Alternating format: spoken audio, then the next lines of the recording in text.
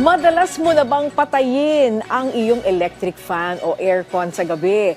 O di kaya naman ay nanginginig o pahirapan na rin ang inyong pagligo dahil sa tindi ng lamig? Ayon po sa Pag-asa, normal lamang yan dahil mas ramdam na ngayon ang amihan. Pero kailan nga ba ang peak ng mas malamig na panahon? Alamin natin sa sentro ng balita ni Gab Villegas. Nagsisimula ka na bang makaramdam ng pangangatog ng katawan tuwing gabi hanggang madaling araw dahil sa lamig ng panahon? Dahil yan sa nagsisimula ng maramdaman ang epekto ng Northeast Monsoon o hanging amihan. Kahapon nang maitala ng Pag-asa sa Baguio City ang pinakamababang temperatura sa bansa na umabot sa 15.8 degrees Celsius. Sinundan naman ito ng Kasiguran Aurora na nakapagtala ng 19 degrees Celsius at Malaybalay sa Bukidnon na nakapagtala ng 19.5 degrees Celsius. Ayon kay Pag-asa Weather Specialist Benison Estareja, asahan na magpapatuloy ang pagbaba ng temperatura sa Hilagang Luzon sa mga susunod na linggo.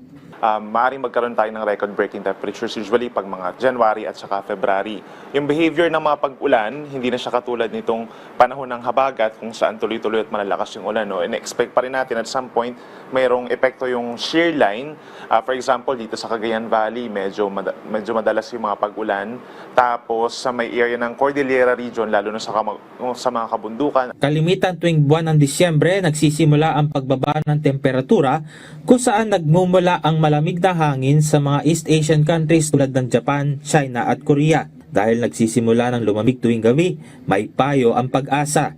So dapat lagi nating i-consider na mag-layers tayo, no? Expect natin kasi nabababa pa yung mga temperatures. So sa madaling araw, make sure na meron tayong dagdag na protection sa lamig dahil pagdating ng tanghali naman, hindi naman na ganun kalamig, no? So medyo nagbabago-bago yung ating temperatures at medyo nagiging prone yan sa pagkakaroon ng mga trangkaso. May payo rin ang Pag-asa sa mga magsasaka sa Northern Luzon na maaaring maapektuhan ng frost ang kanilang mga pananim na mga gulay. So lagi silang tumutok sa ating mga updates, lagi makapag-ugnayan sa mga local stations ng Pag-asa dahil nagbibigay naman kami ng farm weather forecast. So parang na-assess natin kung yung magiging temperatures ba in the coming weeks ay bababa pa, kung ito ba ay posibleng mag-cause ng frost.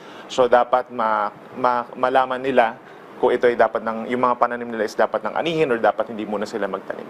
Inaasahan rin na maaaring magtagal ang malamig na simoy ng hangin hanggang Pebrero ng susunod na taon. Gab Villegas para sa Pambansang TV sa Bagong Pilipinas.